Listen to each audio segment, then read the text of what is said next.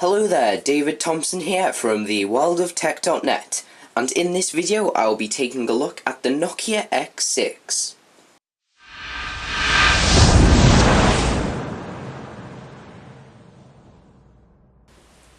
So if we begin, if you have not seen the unboxing or the hardware tour of this phone, please click the links above so you can see them.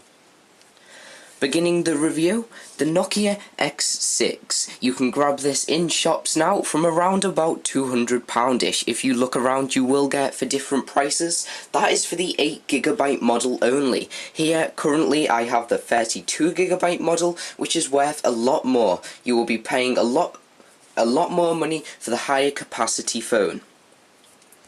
So the Nokia X6, it has 128MB of RAM, which is quite a letdown. It has a 3.2-inch screen, and it does have Gorilla Glass. It is not a fancy touchscreen, it is just the basic, normal TFT capacitive touchscreen. So if we take a look, it is running Symbian OS, and as Darren has previously said, Symbian OS isn't very good at all. It is pretty terrible.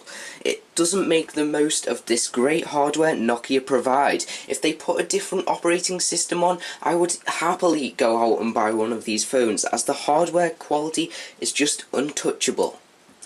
I'm not an Apple fanboy, but here, an iPhone 4, this isn't a real one if you're wondering, but Apple produced really good hardware, and I would say Nokia's is just the same. I would say Apple do not have an advantage with hardware, however they do a lot with iOS and the operating system. So if I just open up the menu, and as you see, that did take some time there. That wasn't a very fluent opening of the menu.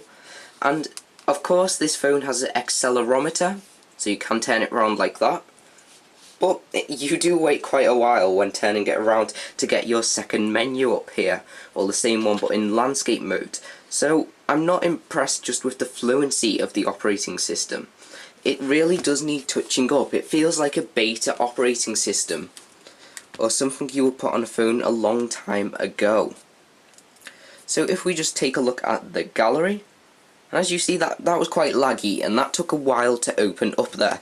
And if we go to images and videos, and look, that took a while to load the little thumbnails, and that is just basic tasks.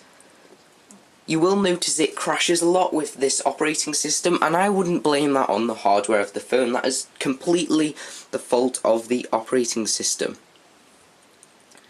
If we just go back, so it's a phone. You buy it to do messaging, internet browsing and calling.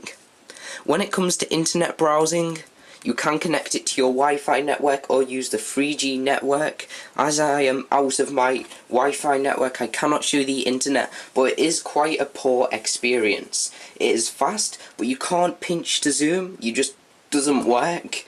Simple as that. You can't pinch to zoom, and you do get a checkerboard effect and white blotches all over your web page. So web browsing isn't very nice at all on this phone, and of course that is down to the operating system and the amount of RAM. It really does need more RAM, and I have noticed that in all Nokia's phones they put not very much RAM in it because the operating system doesn't require it, as it is quite poor.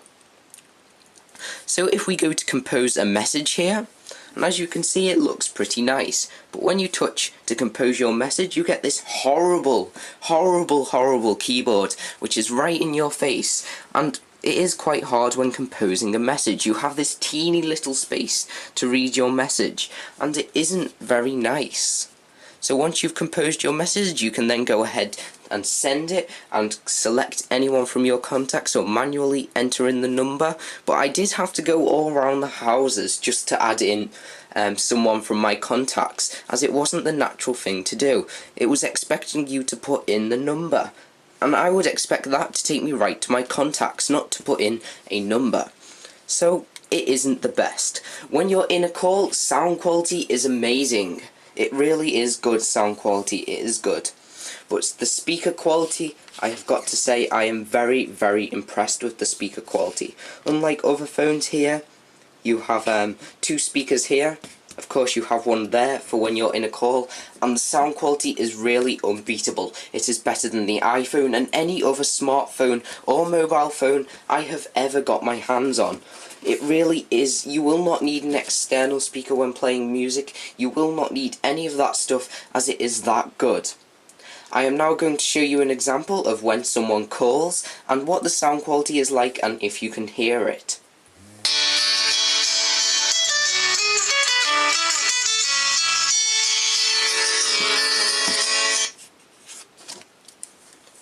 So accidentally I have just silenced the call there. However, that is one of the features you can do, is silence the call but continue it ringing. All pretty basic features which you would expect. But the camera might not have took up the sound quality too well there, but it is crisp, amazing, very, very, very high quality sound on this phone. You do not get that on other phones. So if we just move swiftly on the front here we have a front-facing camera. I don't see the point in it, as you can't do video calling on Symbian. Well, you can, but Symbian video calling, is that the thing to do? When someone says FaceTime? Nokia video calling? No. It doesn't appeal to me. I wouldn't be doing video calling on a Nokia phone, so I don't know why it's there. But it is a very nice feature to have, and if it had a better operating system, you really could take better advantage of that front-facing camera. On the back, it has on the external back camera, here you have dual LED flash, which is very useful for taking them pictures and video content in the dark, and it's a 5 megapixel camera. I wouldn't say it's iPhone quality 5 megapixel camera, but it is 5 megapixels. So I'm now going to let you take a look at the sound quality and the video quality of the front and rear facing camera.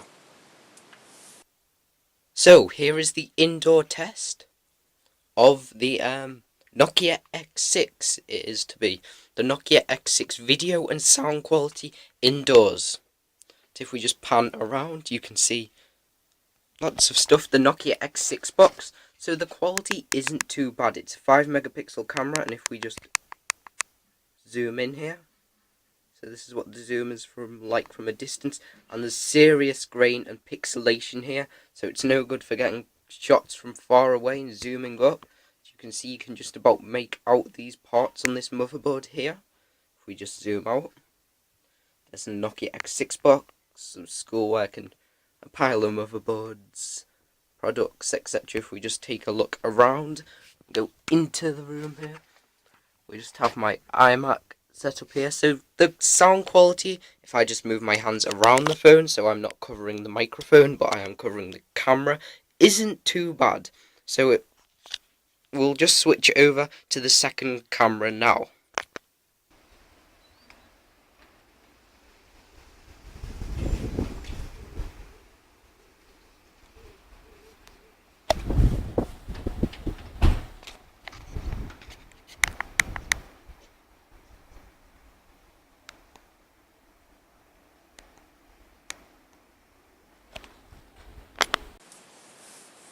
So, it's pretty good. It's okay. I wouldn't say it's wonderful, and I wouldn't say it's good at all, but it's there, and it's usable.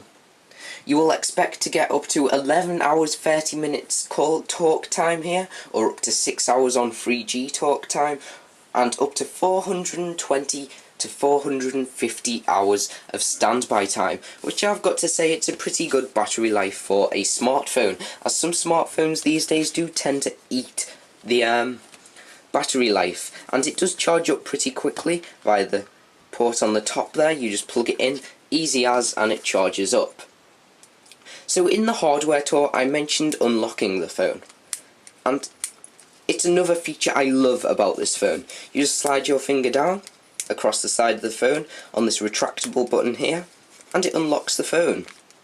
I really do like that, as it seems the most natural way to unlock the phone, and of course that is another hardware thing, which the hardware on this phone is really amazing.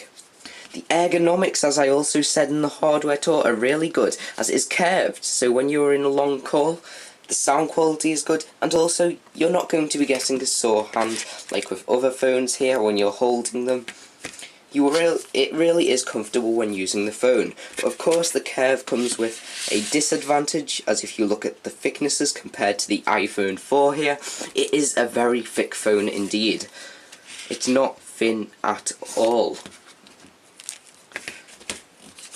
So that's just about it I've got to say about this phone. It is an excellent phone. If it had a better operating system, it would be even better, but it hasn't got a better operating system, so please Nokia, come up with something, put something better on these amazingly designed phones, and they really will appeal to me. I would buy one if it had not Symbian on, or say a better version of Symbian, but I'm not going to be buying one of these anytime soon. If you think you can cope with Symbian and you an entry-level user and you think that you just want an entry-level smartphone, this is really the phone for you. I could highly recommend this to you if you just want a smartphone to do basic tasks. However, if you want a more advanced smartphone, really do keep away from Symbian. So, this has been a review of the Nokia X7. Be sure to check out the unboxing and the hardware tour. Thank you to Nokia PR for sending this out to us. And for all the latest tech news and reviews, head over to theworldoftech.net. And until next time, I will see you in the next video. Bye for now.